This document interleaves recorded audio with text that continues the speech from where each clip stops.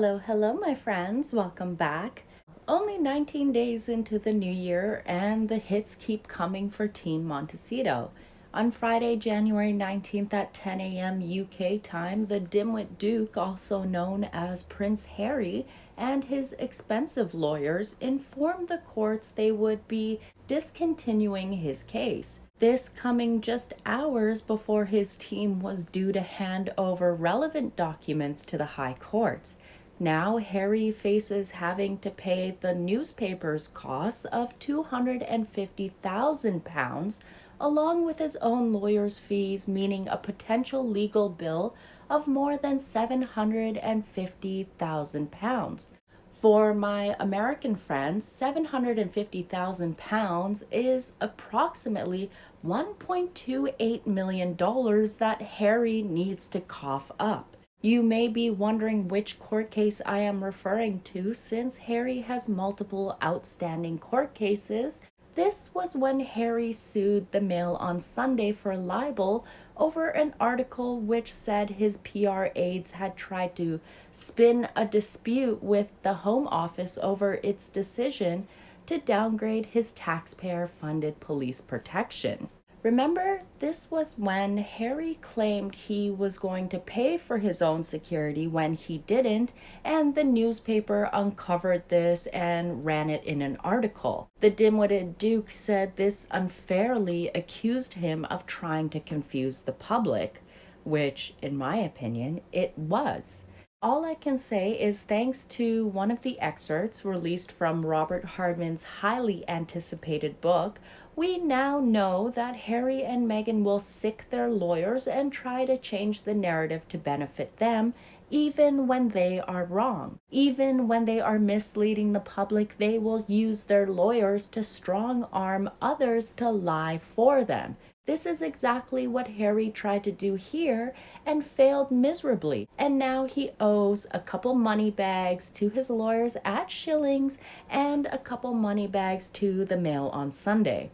The Daily Mail states Harry's lawyers were so confident that they asked Mr. Justice Nicklin to have the case ruled in the Duke's favor without even having a trial. But last month, Justice Nicklin rejected the request, ruling the newspaper had a real prospect of demonstrating that an honest person could have held the opinion that the Duke was responsible for attempting to mislead and confuse the public as to the true position. Justice Nicklin's ruling meant the case progressed towards a libel trial. Ahead of any courtroom showdown, it is normal legal process for both sides to disclose to the other side any documents that are relevant to the case. Under the rules of fair play, this obligation applies even if a document might be potentially harmful to their side's argument. Today was the deadline, and Harry pulled his claims right before the documents were due, and now he's in the hole. In my humble opinion, my friends, Harry's solicitors would have known this case was a bust, but since Harry is a solicitor's favorite kind of client, stupid, paranoid, has money to burn, they probably took it as far as they could, billed him for all their work, and then they have their idiot client retract his claim at the last minute while still owing them for their work. I truly believe Harry's solicitors advised him that maybe he did have a case when he didn't, just to milk the moron of his money. Harry got hustled. Let's call it for what it is. At least when Harry was part of the royal family, he had people around him to shield him because they knew Harry was dumber than two rotten planks.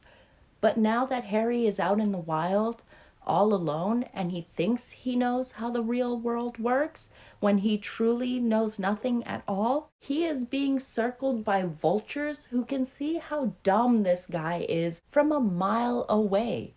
Prince or no prince, he's just a dumbass. Harry really thought he could railroad the High Court because he is Prince Harry and should have been given the win without a trial. That alone shows the level of his entitlement.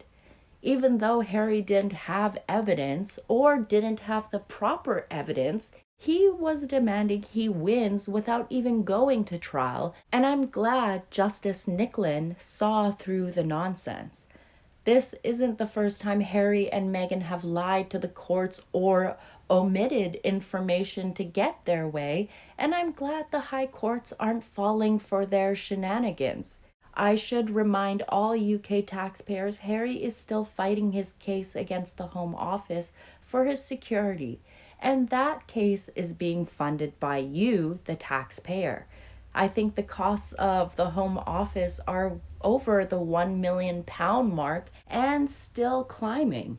That is the case we need Harry to lose, not just for the costs, but I don't think the dimwit requires the level of security that he's demanding, especially when we have all seen that Harry only hangs out in car parks with his lot lizard wife.